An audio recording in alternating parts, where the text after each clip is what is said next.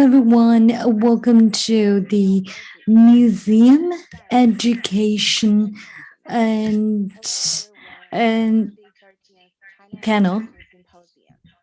This is Museum Education Panel, and today our topic is what we look at when we are in art museums. My name is Imei. I'm the Museum Education Panel Director. I'm currently studying at Harvard Graduate School of Education, Learning Design, Innovation and Technology program with a concentration in Arts and Learning. 我叫曹一美，我是这次博物馆教育论坛的主创。我目前就读于哈佛大学教育学院教育科技项目和艺术教育方向。首先，请允许我介绍今天参与的3位嘉宾。So please let me introduce our 3 amazing panelists today. Our first guest speaker is Catherine Elgin. She's a professor at Harvard University. 我们第一位嘉宾是 Catherine Elgin 教授，同时他是一位哲学家他是一位哈佛大学的教授，同时他是一位哲学家。他的研究领域包括知识论、艺术哲学和科学哲学。他最近的著作研究了是什么让某物具有认知价值的问题。Elgin 教授认为，追求理解而不是追求知识，应该是认知论关注的焦点。他最近的著作探讨了在美学、语言哲学和科学哲学等哲学的不同分支中，类似的问题是如何出现的。Welcome, Professor Elgin. You may now unmute yourself and say hi to the audience. Well, hello, I'm very glad to be here, and I thank you for inviting me. Thank you. Welcome. We're really looking forward to your sharing. Our next panelist is Dr. David Otto. He's the Director of Academic and Public Programs, Division Head and Research Curator at Harvard Art Museums. 我们第2位嘉宾是 David Otto 博士，他是哈佛美术馆的学术和公共项目主任、部门主管和研究策展人。他是一位视觉和物质人类学家，主要研究和教学兴趣是艺术人类学，尤其是早期的日本摄影。Otto 博士负责监督博物馆的学术和公共参与计划，与来自博物馆的所有部门的同事和来自前校的教职员工密切合作，为学术和公共观众提供探索藏品的机会。这包括哈佛大学的课程合作、学生项目和博物馆的公共教育。Welcome, Dr. Otto. Thank you very much. I'm delighted to be here. I'm looking forward to our conversation. Thank you for joining us today. I'm personally really excited about those insights at Harvard Art Museums. Our third panelist is Mr. Philip Tinari. He's the director of UCCA Center for Contemporary Art and CEO of UCCA Group. 我们第3位嘉宾是田飞宇先生，他现任 UCCA 尤伦斯当代艺术中心的馆长和 CEO。自2011年出任馆长以来 ，UCCA 已在田飞宇馆长的带领下，由私人美术馆成功转型为 UCCA 集团，旗下包括一座由北京市文化局认证、于多地运营的美术馆、一个公益基金会和一组以艺术为核心的企业。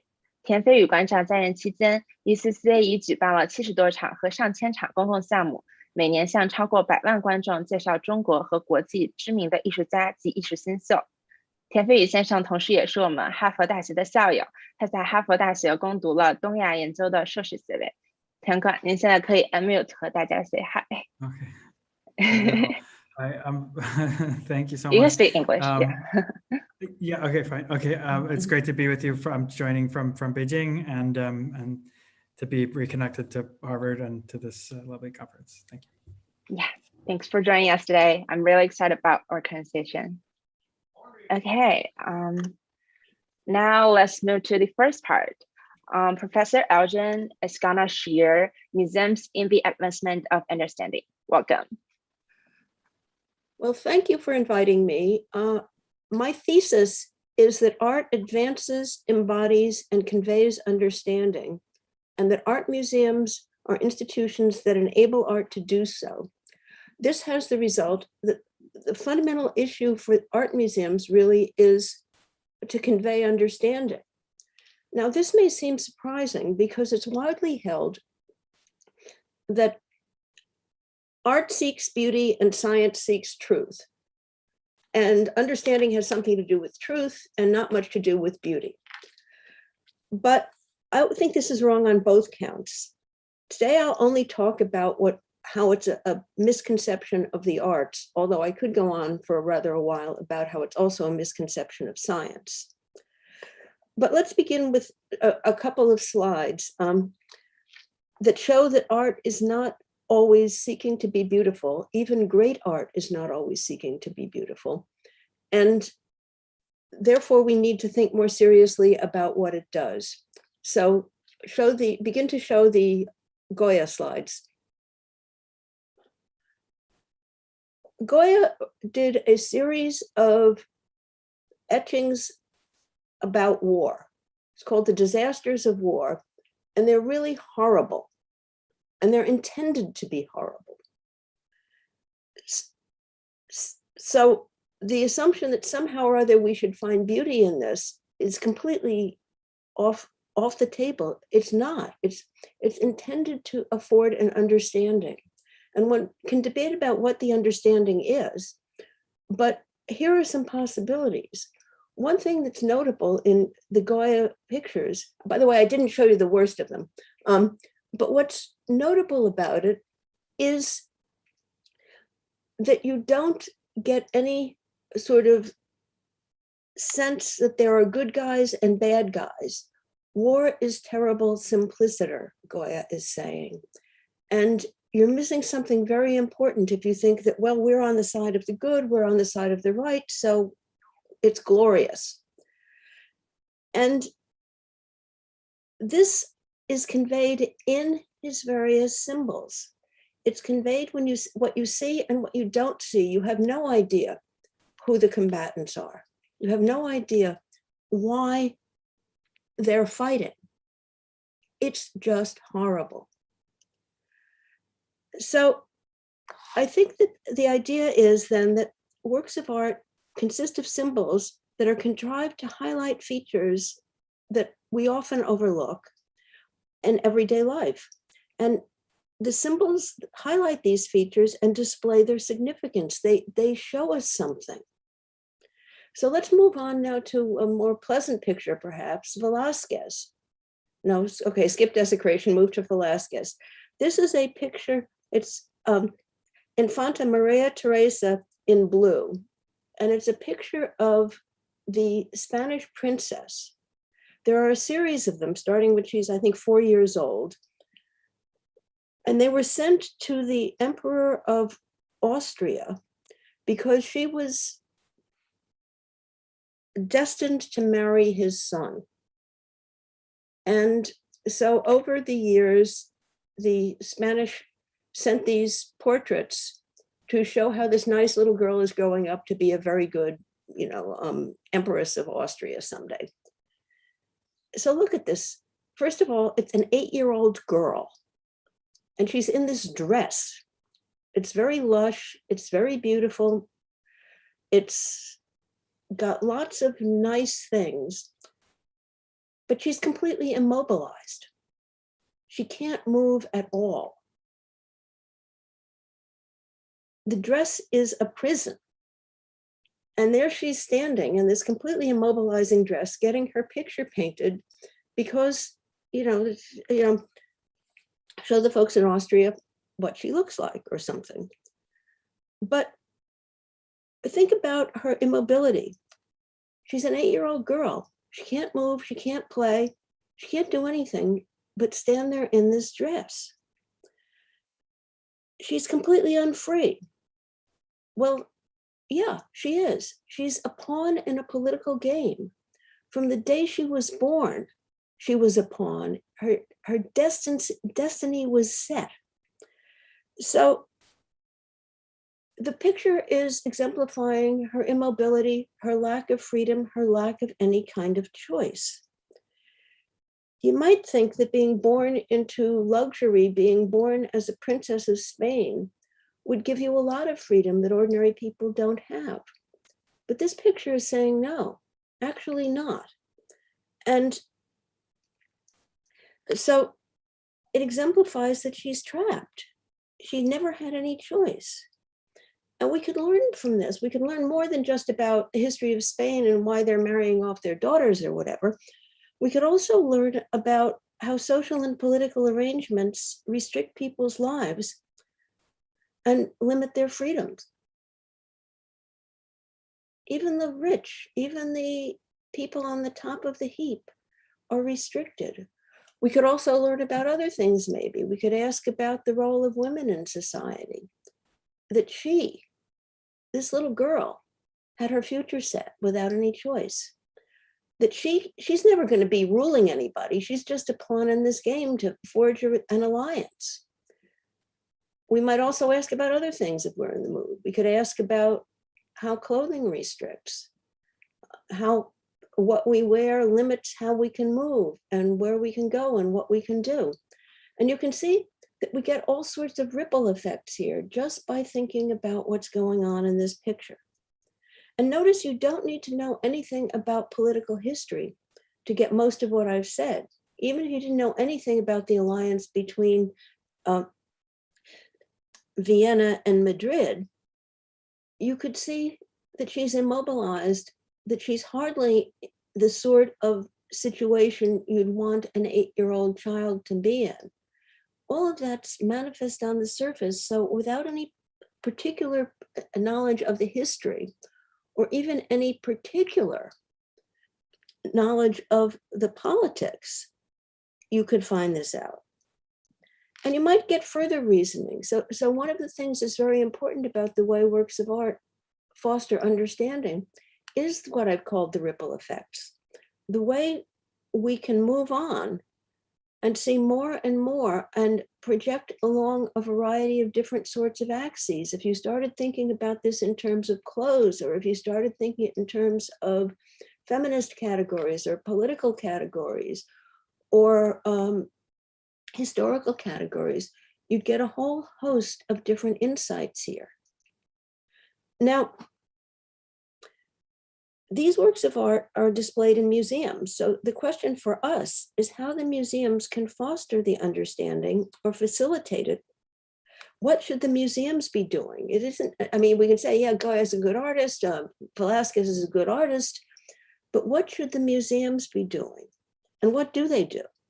Well, one of the things they often do is they have wall texts where they just print something on the wall near the picture to provide an orientation towards that picture.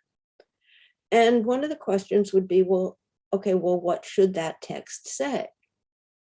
It could be very minimal, you know, title, author, dates maybe, or title, artist, dates, or it could be explanatory. And then the question would be, what do you want to explain? And who do you think you're explaining it to? And part of the answer definitely depends on who you think your audience is. If you expect your audience to be people who know a good deal about Western art, you might find certain types of information.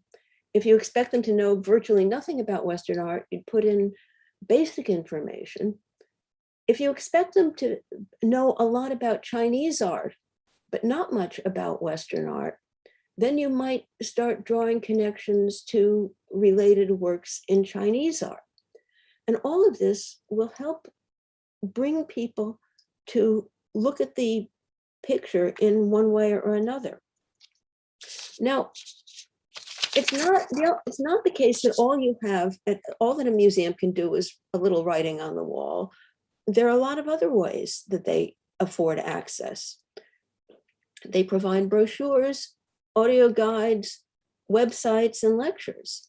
And each of these, you could do a variety of them. You could have multiple different brochures for a picture like this, depending on what orientation a given viewer might want to take towards it. Similarly with the websites. If we have lectures, you might ask what kinds of lectures we should have. And again, that's going to depend on what we're thinking is valuable about this piece. So let's turn now to the next one. Let's look at Picasso's Guernica, because there's another thing. Back to Guernica, good.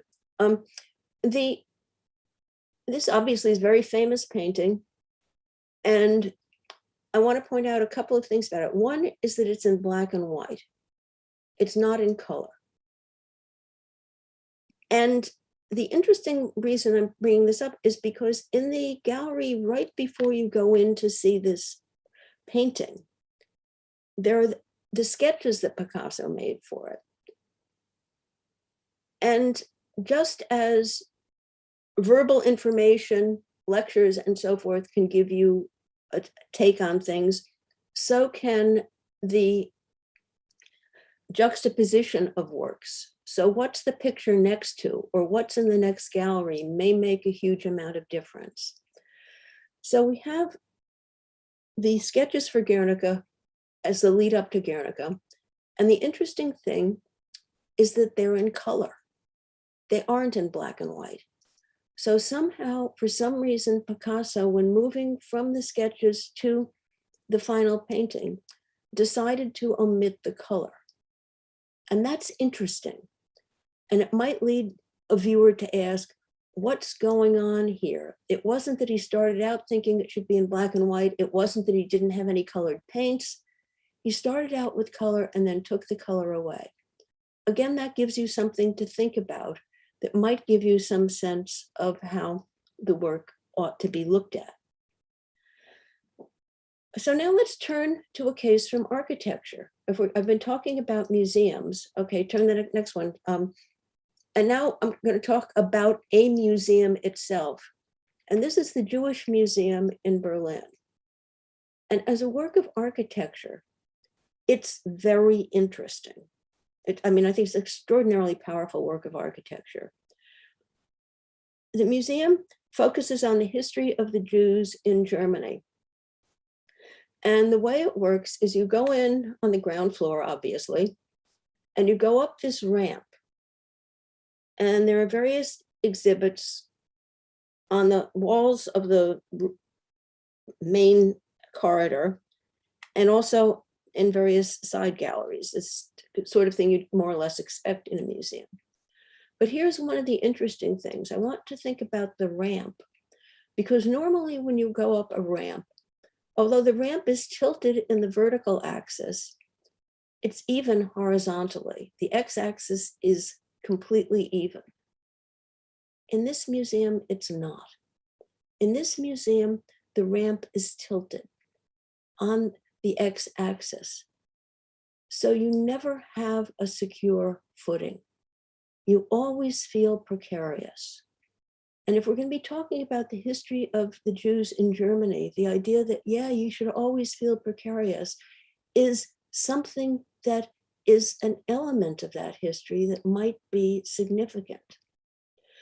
So the very shape of the building is giving you insight into what the building is about. Then you could look at this picture from the outside, and what do you see? Well, you see it's jaggedy and uneven. And what do we make about that? Well, one thing you might make of it is it just shows the uneven zigzag path that is the history of the Jews in Germany. Or you might say it's a broken Star of David. And that resonates with the Holocaust. So all of these things are things that you're given to think about when you're talking about the museum itself. And the idea that the museum might afford epistemic access to an understanding of the history of the Jews in Germany is embedded in the walls and floors and shape of the museum itself. Now, obviously, a lot of museums just take whatever is there. The Louvre is just this old palace.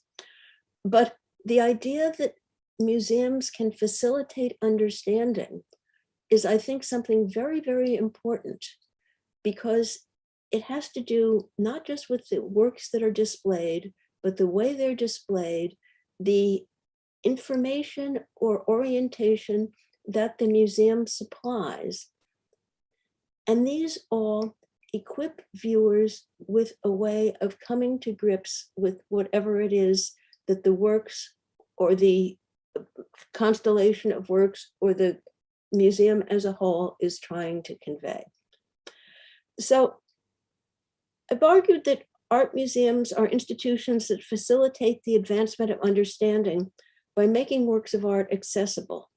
It doesn't mean just that you can get to see them, but you can get to understand them because the museum will, in one way or another, facilitate that understanding. And this involves going beyond the works to think about the audience, the juxtaposition, and the various resources that can be afforded to help us all out. Thank you.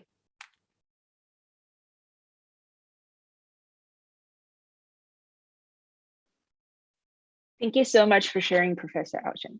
I really resonate with your argument that understanding is, there's no wall between understanding, especially subjects of art and science.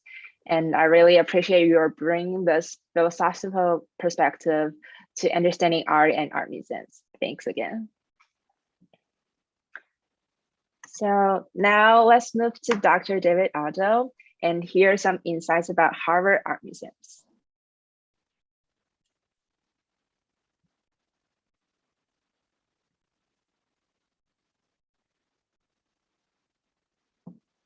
Thank you very much, Ime. Again, it's really a pleasure to be here. And just to introduce my presentation, what I will be talking about today is I'm trying to give a brief introduction to the work of the Academic Art Museum.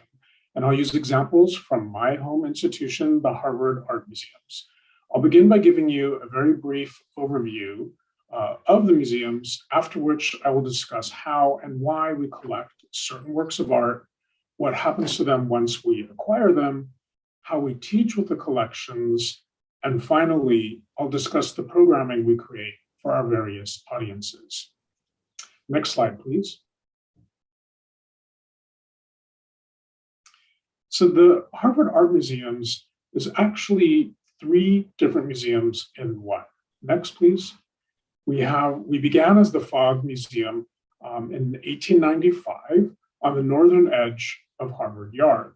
In 1927, the Fogg Museum moved to its current home at 32 Quincy Street, and in 2014, after a long renovation and expansion project, we reopened in the new building, which brought together the Fogg with Harvard's 2 other art museums, the Arthur M. Sackler Museum of Asian and Ancient Mediterranean Art, and the Bush Reisinger Museum of Germanic Art.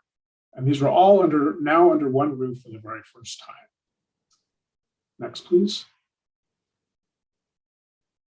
So here I'm just showing you the mission of the institution. It's rather long, so I'm certainly not going to read it for you, but to summarize, we are basically in the business of connecting people, art, and ideas. And we do this through the care and preservation of art, and importantly, through our exhibition, teaching, and public programs. That's how we bring the art alive. Next, please. Like many art museums today, we are also taking a critical look at various aspects of our work. And one way in which this critical work has manifested is in an initiative we call Reframe, which is a process of rethinking how, why, and for whom we do our work, with an eye toward amplifying voices that have not been given much prominence previously, and also to investigate issues that are of importance in today's world. Next, please. So I'm going to turn now to the nuts and bolts of how an art museum operates, and I'm going to focus on how we acquire works of art and what we do with them once we have them. So next. So this is our acquisitions policy. And as you can see here, we have a very kind of well thought out set of guidelines for ourselves. But what I want to add is that the museum really acquires art for several reasons. Ultimately, though, we collect art to tell stories, to ask important questions, and to create opportunities for meaningful, shared, and individual experiences in our spaces. So in order to tell these stories, We look for objects that expand our existing collections to enable us to speak in more depth about something in particular or to branch out into new areas. We try to find objects that we have overlooked previously and allow us to push our thinking forward. And there are two main mechanisms for achieving these goals. That is to say, there are two main ways that museums acquire objects. The first is purchase. Next, please. For purchase, when we purchase works of art, we'll purchase them, as you might imagine, from art dealers, galleries, and sometimes at auctions. As an academic art museum, however, we don't have the same level of budget as some civic museums, and we rely mainly on funds provided to us by our generous supporters to make these purchases. Next. But the most typical way, perhaps, that we acquire works of art is through donations. Gifts of art can take many forms, but often come to us from a donor who wants their treasure collection to be further researched by our staff of experts and also shared with students and the public in our teaching and exhibition spaces. We also often receive works of art via the estate of someone who bequeaths a collection to us in their will. Next, please.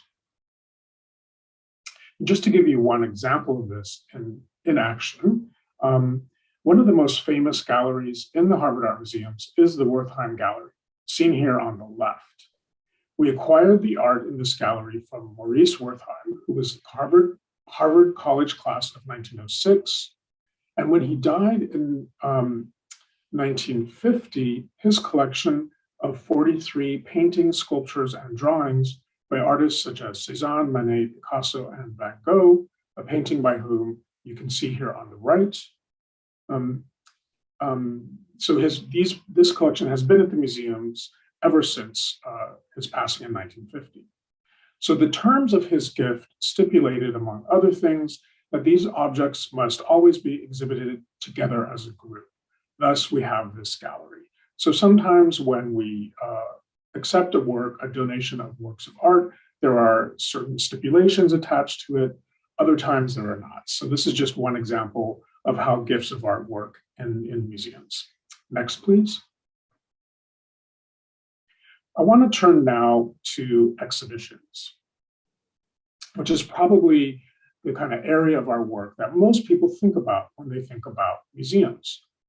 Exhibitions develop in multiple ways, but they might develop around a theme or an argument that our curators are thinking about, and they emerge from close examinations of many works of art. So an exhibition might be organized to shed light on specific issues related very closely to the history of art, or might instead relate to broader topics in wider history and culture.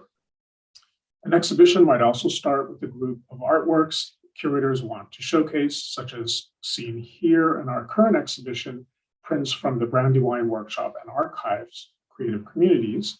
It's an exciting new show which features all new acquisitions by the museums. This exhibition marks the first presentation of a group of works of art we acquired from the Brandywine Workshop in 2018. The prints were made by nearly 30 different artists.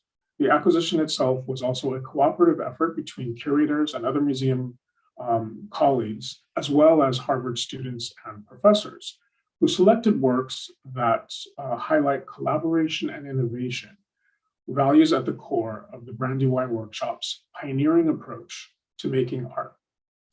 The collection spans the history of the workshop from the early 1970s to today, and includes works by artists who have not yet found representation in the marketplace or art museum collections when they arrived at Brandywine. So there's but who now might be rather well known. So it's a really interesting kind of overview or a look at various artists who've been involved with the workshop. Next, please. So I'm going to turn now to how to turn to teaching and then programs in the museums. Our primary teaching focus is Harvard University classes. And this is something that distinguishes an academic art museum from a typical civic museum. We're very much focused on university level courses. So on screen now, you can see a detail of a class visit to works by a very famous set of prints, works by Andy Warhol, the Maryland series from 1962. I'm sure many of you would recognize this.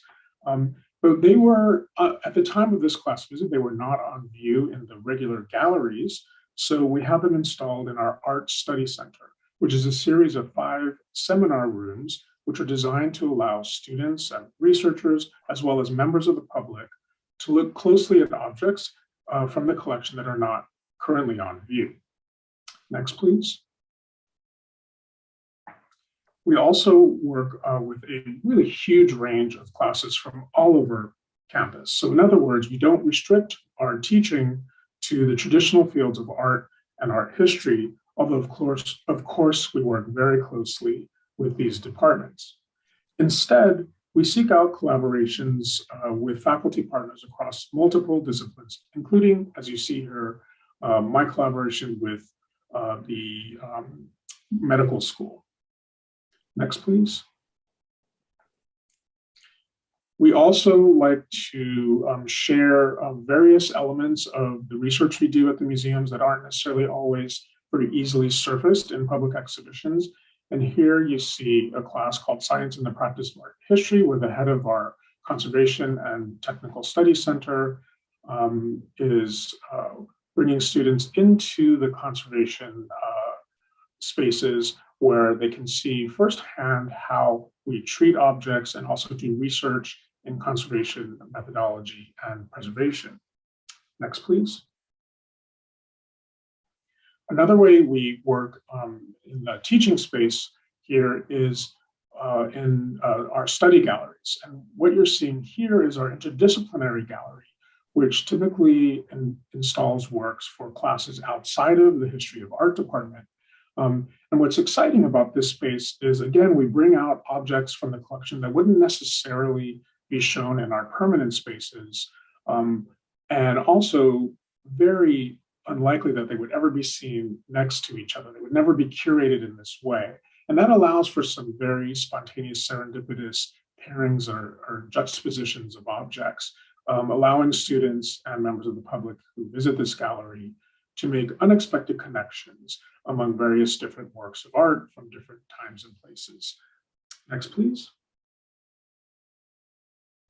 We also install works for specific classes within the history of art. So as I mentioned, although we're very interested in interdisciplinary work, we work very closely with art historians on campus. And here you see some work installed for Professor Sarah Lewis's class on vision and justice.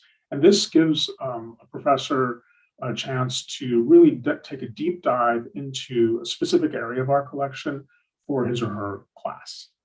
Next, please. Beyond our work with Harvard college classes and Harvard University classes, however, we do also work very closely with one high school partner. So the Cambridge Rindge and Latin School is Cambridge, the city of Cambridge's only public high school. And so it gives us as a museum the chance to work very closely with all the public school students in the city of Cambridge.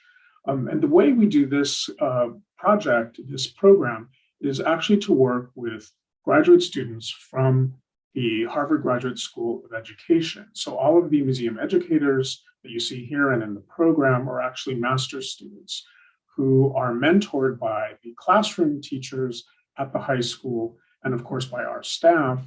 And we then work together in this 3-part partnership with the Cambridge Rindge and Latin School to bring students in more in a sort of college class model rather than a field trip model. So we support the curricular objectives of the classroom teachers by demonstrating how works of art can be integrated into classroom learning. So the images you see here are examples of various different students who are coming into the museum and also our teachers going into the high school classroom. So they move between the 2 different spaces. And one of the examples here on the bottom, you see a class of students who've created their own works of art inspired by works in our collection. Thank you very much. Next slide, please. We also work in a kind of co-curricular space, which is what we call something that's in between kind of formal curricular learning and extracurricular activities, which are meant to be mostly social or for enjoyment. And this is an example of our whole family student guide program. And this is where Harvard College undergraduates are hired. It's a paid position for them, part-time job, where they learn about the collections. They do research on our objects.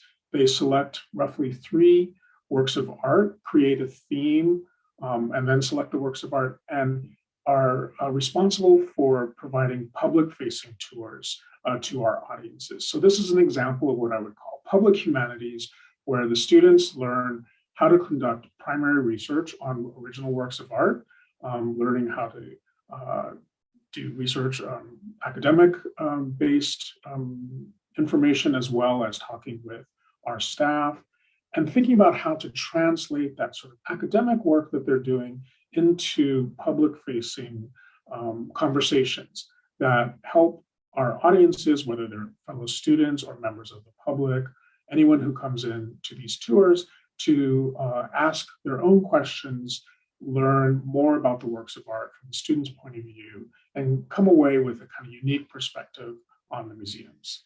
There. Next, please. We also host a number and organize a number of conferences and symposia every year.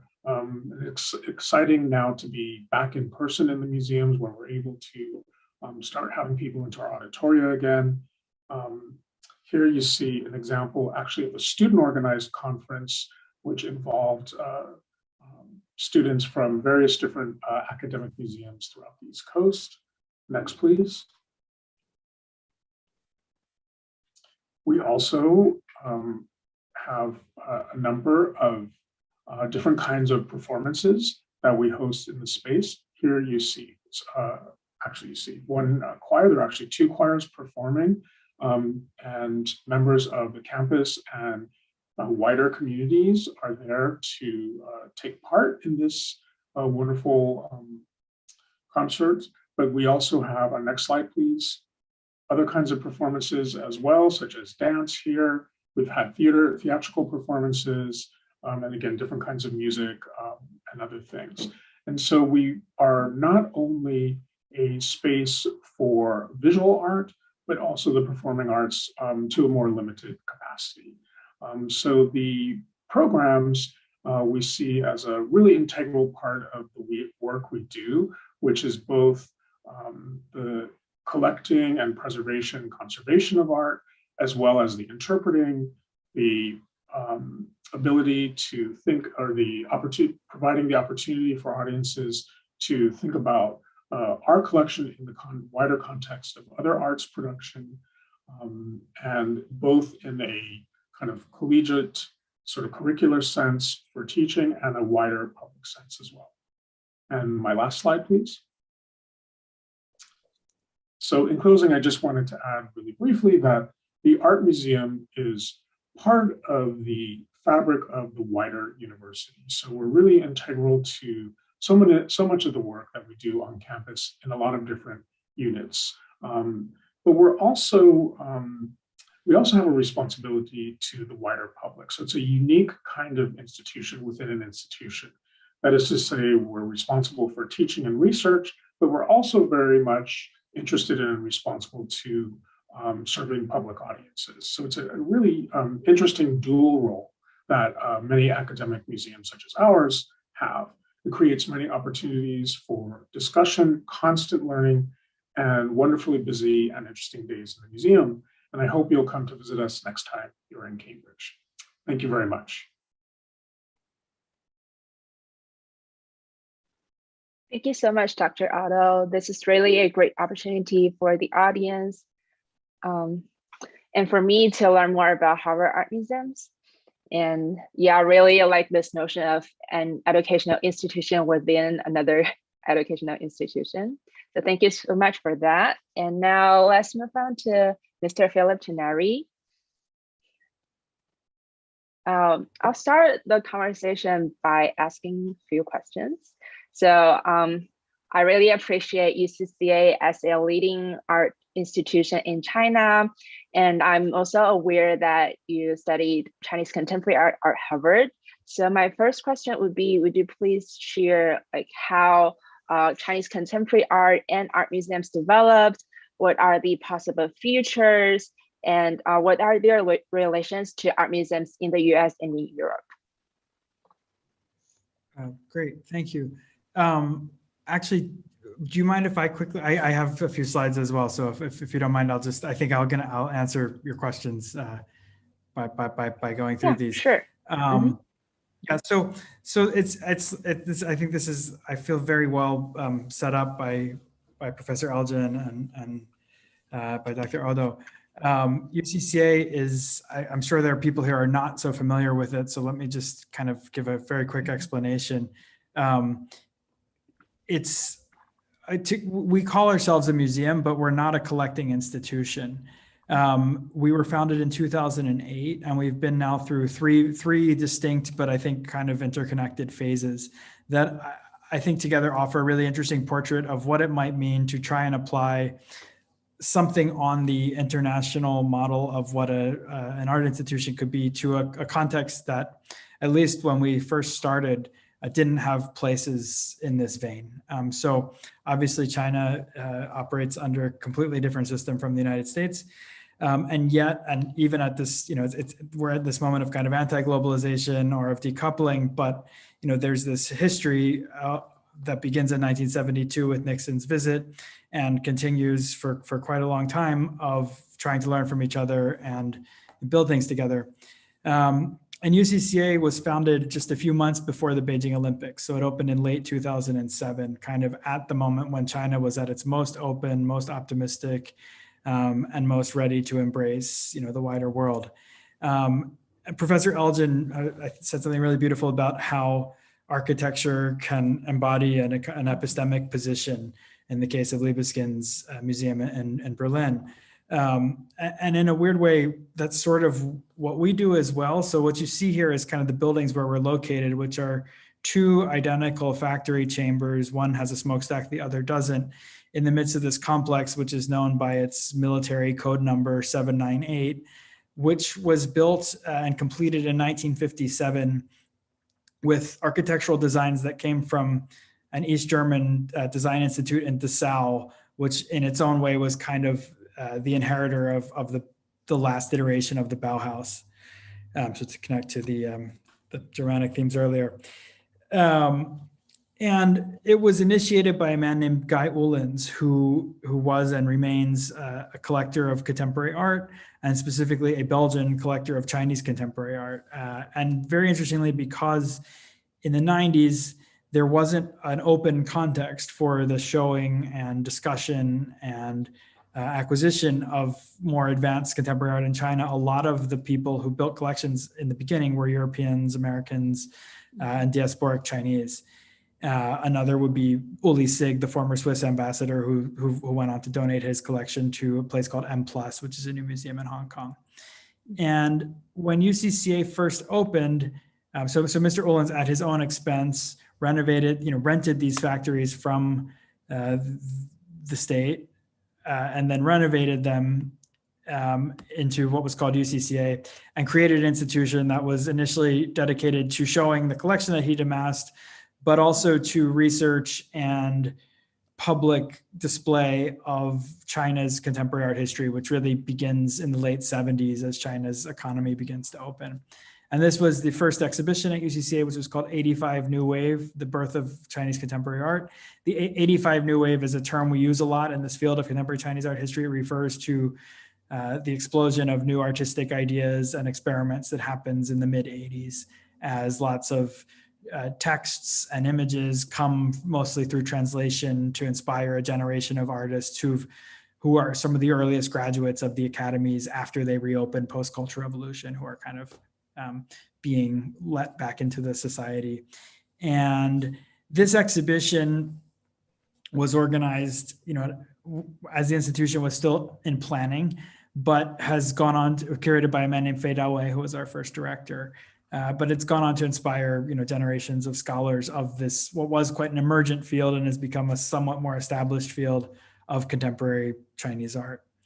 And after Fei Dawei, there was a French director named Jérôme Sans, who was in charge for about 4 years.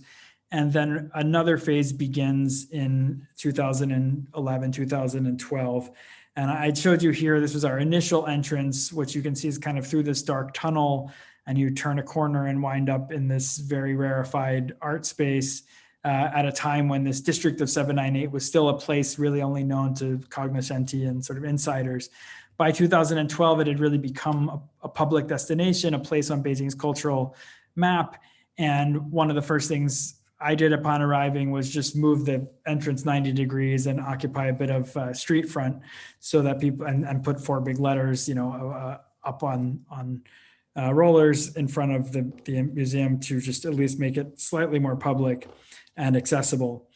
And one exhibition that we did in those years, and I would say this 2.0 phase is really from about 2012 to 2017, when Mr. Ullens is still the person owning the museum, but what's happened is he has actually sold a lot of his personal collection, which in fact was never actually owned by UCCA. It was always owned by a separate foundation.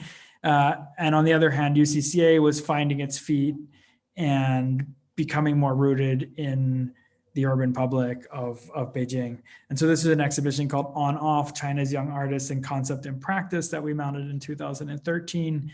The title On Off actually comes from the graphical user interface of Astral, which is one of the most popular VPN softwares. In other words, the plugin one uses to hop over the internet firewall that keeps most internet users in China off of most of the international web.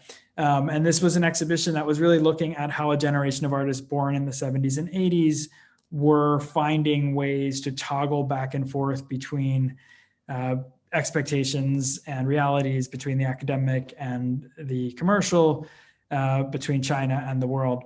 And like any generational survey worth its weight, it's kind of remembered not necessarily for who was in it, but because it's at this point actually hard to remember who was in and who was not exactly in this exhibition. And the on-off generation has become a sort of way of referring to this this coterie of artists who came on the scene around the time of the Olympics and who are now, well, mostly into their 40s. In 2016-17, we underwent this massive transition where Mr. Ullens, in his kind of unprecedented way, decided he needed to sell UCCA. And what happened was a group of mostly Chinese patrons and supporters of the arts, a lot of whom had been part of our patrons program previously, came together and we formed a very complex arrangement, which I won't go into, but which essentially created a parent company to hold various entities related to UCCA. And some of them, like UCCA Museum, which is the main thing I've been showing you images of, were actually for the first time formally registered with the Ministry of Culture as an institution, as a cultural operation, where things like our kids' education, our retail program, and a larger platform that does kind of corporate collaborations that we call UCCA Lab were registered separately as companies. And because a lot of museums in the US rely heavily on private support, a lot of museums in Europe rely very heavily on government support. We get no government support, which is a blessing in some ways. We get quite a bit of private support, but it's of course not enough. We don't have an endowment. We don't maintain a collection, but we engage in various other commercial activities, mainly through UCCA Lab, which allow us to do what we need to do as a museum as well. So just moving forward, this allowed us to do things like renovate the building. This design from 2019 by OMA, the architecture firm founded by Rem Koolhaas, we annexed the full 4 floors of this office building that's at the front of our site, and created this transparent glass facade and this open terrace at the entrance, which is kind of on this algorithmic gradient from light to dark, meeting up with the color of the floors inside the building, which sort of is a way of trying to draw people in. It's a metaphor for a kind of accessibility. We also, in these years after this restructuring that I mentioned, went on to open subsequent locations. First came UCCA June, which is buried under the sand facing the beach in a town called Wertheim, which is since this is a Harvard conference, it's like the Cape Cod of Beijing. It's a few hundred miles from Beijing. And this is it's in a vacation community called Aranya, which has a lot of other cultural offerings as well. It's a beautiful building by an architect called Li Hu that sort of functions like a series of subterranean bunkers. There's not a single straight wall, so it presents challenges for hanging works. And of course, it's not climate and humidity controlled, so we don't show historic works there. It tends to be a place for curated group shows of mainly younger Chinese, but also international artists. And a destination that's as much about an architectural experience. I mean, I think in a way that the main work on view in this building in this museum is the building itself. By the way, this is from the opening day, so the foliage has completely grown back and it's kind of worked itself into the landscape entirely. So it's totally green on top now.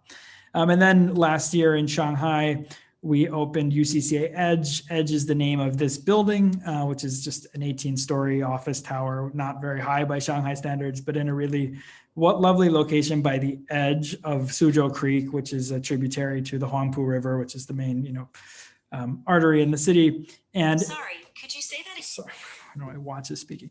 And it's actually different from, UCCA Beijing, which is sitting in these giant open factory chambers. This is actually a museum that sits on 3 podium levels of rather ordinary commercial space. And this came about through a collaboration with a Hong Kong real estate developer who built this building and was looking to do things with culture. But it's really interesting because, whereas in Beijing, we're sitting in an art district that attracts people, the kind of people who go to an art district, or where in Wertheim, we're inside a vacation community. Here we are, this is a subway stop where 2 lines intersect, and this is an escalator. There are about 50 meters between them, and you can, go from the city into the space of UCCA kind of instantly. Sorry, I don't have pictures of the inside of Edge here, but it's also closed right now because Shanghai, as you probably have heard, is under a brutal lockdown. This is an exhibition that we mounted in 2019, which was quite transformational for us. Picasso, Birth of a Genius. The title and the entire curatorial concept and the 103 works on display come from the Musée National Picasso in Paris, which is a museum founded in 1973, and opened in the 80s with a gift that Picasso's heirs made to the state after his death, mainly to settle their tax bill. But this was, I think what's interesting here is that you couldn't really do a Picasso show like this in the US these days, because in some ways it's a rather basic concept. It's telling the story of, here he is born in Madrid and his father's an art teacher, and then he goes to Paris and here's the blue period, and you move on to Cubism and kind of through the various stages of Picasso's career in a rather straightforward way with wonderful examples. But it was transformational for us just because it was a chance to tell the story of an artist in this extremely direct and powerful way with original works of art. And on people's doorstep. I mean, this was pre-pandemic, so it was at a time when certain members of the Chinese public were traveling extensively abroad, but people had never seen an exhibition quite like this on home soil. And also to create this juxtaposition between these works and the architecture of these converted factory chambers was something extremely special. That's sort of the audience situation. I'm trying to give it a sort of just a sense of the breadth of our program, which of course we're entirely exhibitions driven. So I'm just showing images of 3 key shows we've done recently. This one last year with Talfei, who's a really important member of the generation of artists born at the beginning of the Reform and Opening era. She's born in 1978, and her work essentially traces this period of China's opening and the cultural transformations and urbanization and economic growth that have taken place during this period.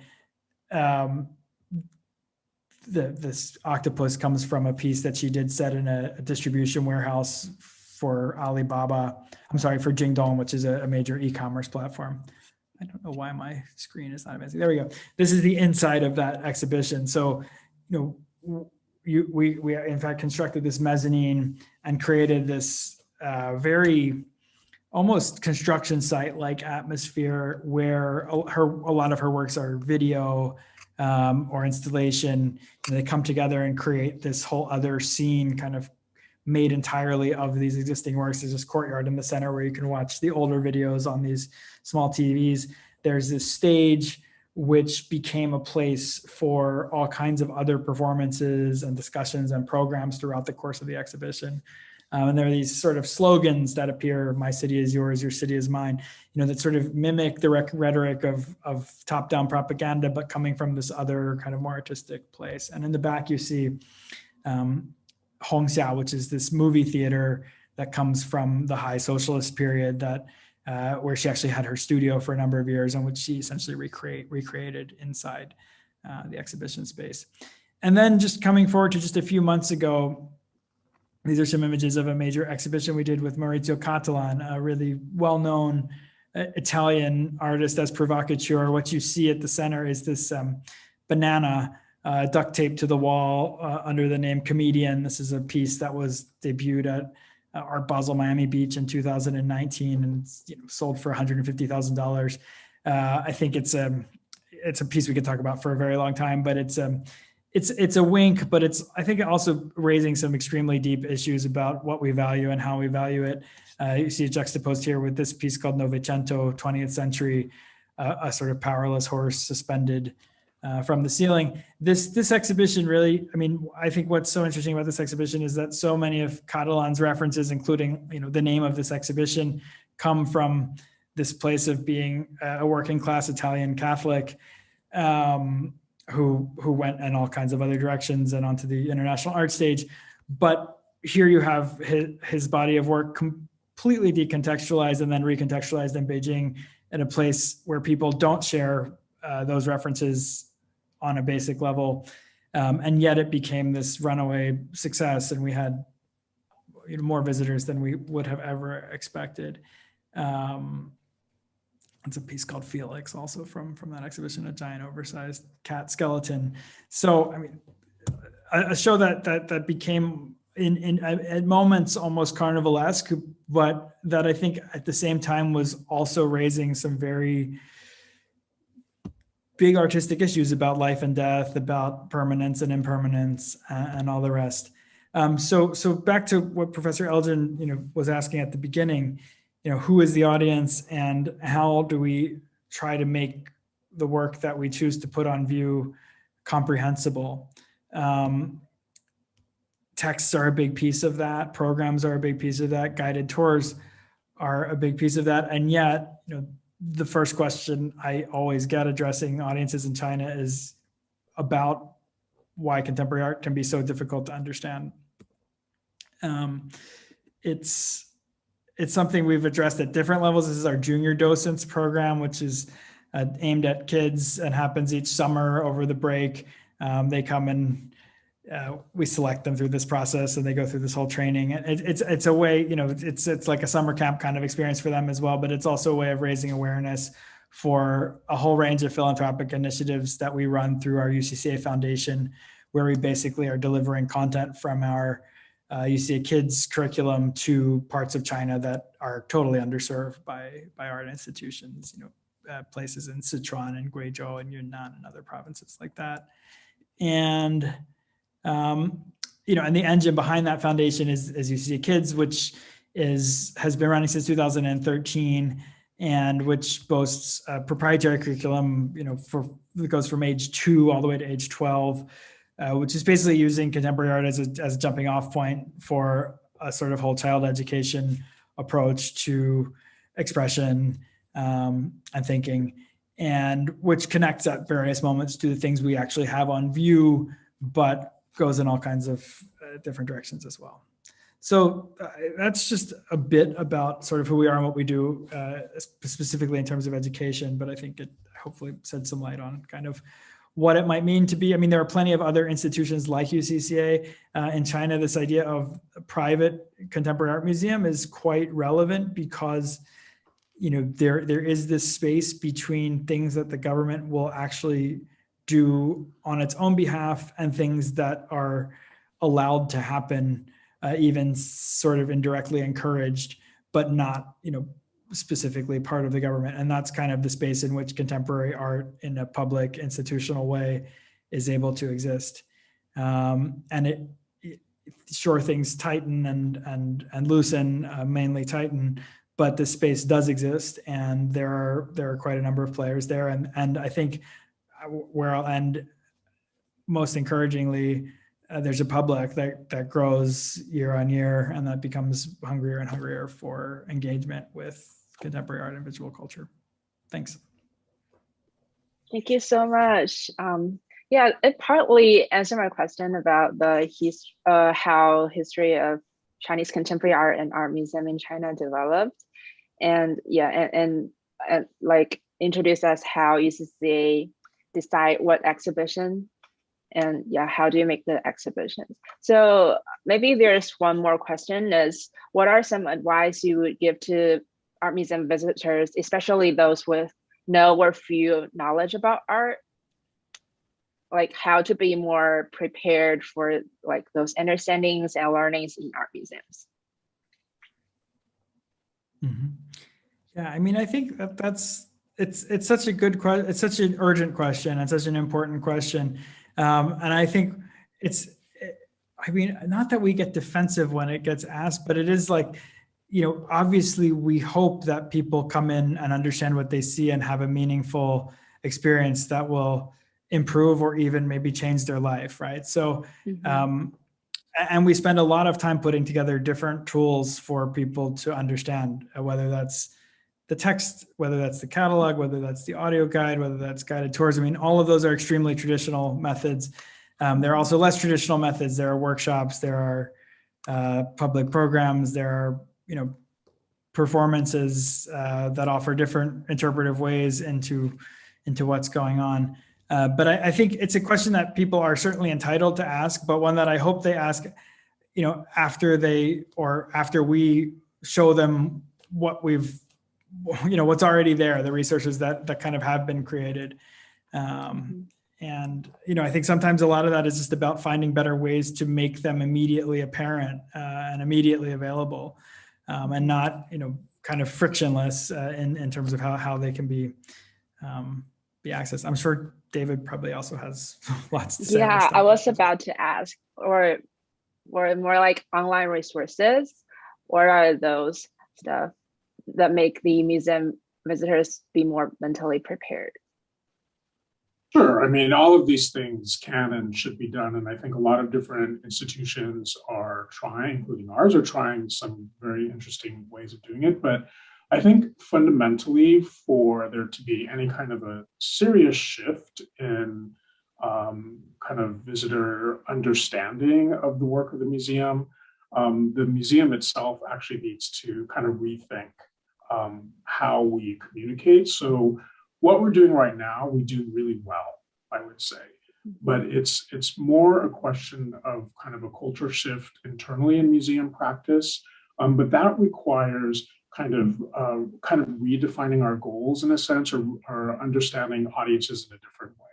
And so I'm not sure exactly what that's going to look like. But up until now, I mean, the model has been that here's our research, here's what we know. Let's think about a certain kind of transfer of knowledge, right? And this kind of old-fashioned style of teaching. Obviously, this is not sort of what we've been doing like in the last 3 weeks or something, but much more up to date than that. But I still think that there is this kind of expectation that visitors will come into our spaces, acculturate to our culture, or our way of doing things. And it's incumbent on them really to meet us most of the way. And I think what's changing right now is that we're thinking more about how to meet visitors in the space that they're occupying. I really loved Philip's example of junior docents, for example. So that's a bit younger than our group of student guides. But this idea of kind of near-peer teaching and learning is a really powerful method in all kinds of education. And I think in the museum space as well. We do that in a particular way. You see us doing it in another way. And I think that's one of the things that's really exciting about the future of museum education. Can I add something? I think Sure. there's another element, which is we have to, you're the art guys, you have to challenge the assumption that the works will be immediately accessible to an ignorant audience. Because I mean, that's my whole rigmarole about it's all a matter of understanding. But basically the assumption that somehow there's something problematic about contemporary Chinese art if I don't get it. Maybe there's something problematic about me and not about the Chinese art. And if we think of art as advancing understanding, I mean, you'd never go into a chemistry lab and say, I don't get it, there's something wrong with chemistry. And I think that one of the things, and this is actually something I think the junior docent bit will do really well, is make it clear to people, this is accessible, but not necessarily transparent to somebody who is completely clueless. And I really think that one of the real problems we have with art museums is that people assume that it should be immediately transparent. And I just don't think understanding is like that. That's a great point, Professor Elgin. Although I think I would disagree slightly that I think a lot of visitors who aren't really acculturated into going to museums don't have that point of view. They're very intimidated by the spaces. So in other words, the people who've been coming to us forever are getting what they expect in a way. It's the people who aren't coming through the doors. And we have a lot of these, I would say, invisible barriers to that, which is this perception of being obscure and inaccessible. And I think we do have a responsibility to figure out how to communicate much better with those folks, because absolutely a lot of work needs to be done by the viewer, right, to get more and more meaning out of the experience of being in the museum, that engagement with the work of art. But we're definitely not doing a good enough job with people who don't feel kind of welcome in our spaces. Yeah, okay. I mean, there's an issue about being welcome and an issue about being, this is a place for folks like you. And I think that's a serious problem. I think that the idea that, the museum is for the some kind of elite that you're not, that's a barrier we have to get over. But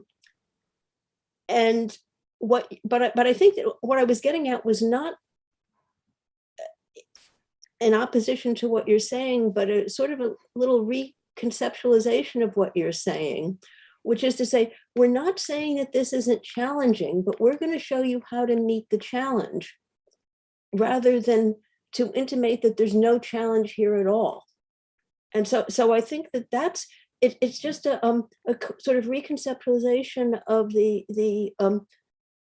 nature of what we're trying to do. It might make some difference, but it always struck me as rather arrogant for people to go in and be dismissive about difficult works of art when they would never be dismissive about difficult works of science. They'd think, yeah, I never took chemistry. Why should I understand this? And so I think that there's somehow or other the idea that art is too close to entertainment is a barrier. It's so interesting. I mean, like, I wonder, obviously China is a very different context. I mean, on the one hand, sure, there are always questions of accessibility and welcoming and such.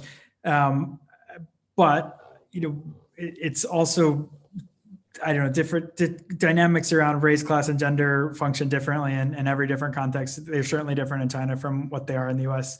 in the last few years. And so maybe some of those issues aren't at the fore in quite the same way. I think what you have much more is a generational dichotomy. I mean, we have this extremely famous docent, Auntie Chen, and what's famous, why she's so famous is because she's 72. And the idea that there's someone, born in the 1940s or 50s who is engaged with contemporary art in China is a completely mind-blowing concept, because, this is mainly the province of people in their 20s, 30s, maybe 40s, but not people who have direct lived experience of kind of China before economic reform, right? And so, and yet, if you go into any museum in the US, people of that generation are probably a large percentage of the docent core at any given, American museum. So it's, that's one element. And then we also, there's this constant kind of complaining or satirizing of, there's this idea of the sort of, I guess you translate it more as like influencer Wang Hong. I mean, all the Chinese on the call will understand this, like this sort of internet celebrity modality of relating to any kind of cultural experience, but I think restaurants too, but art exhibitions are sort of ground zero for this, that what one does in an exhibition is go in and take a series of pictures that one saw that other people took and then posted, before. And it's easy to complain about that and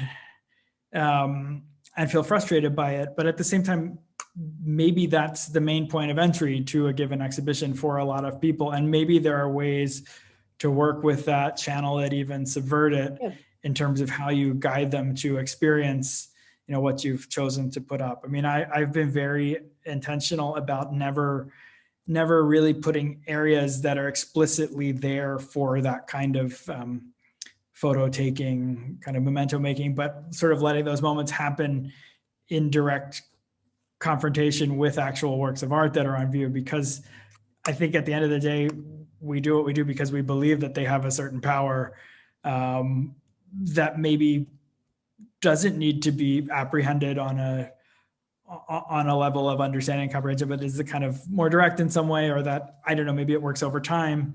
But anyway, that there are, I guess I just always trying when we make exhibitions to think about playing to different crowds at the same time. That there are different kinds of people coming through with different expectations, different levels of understanding, and different goals.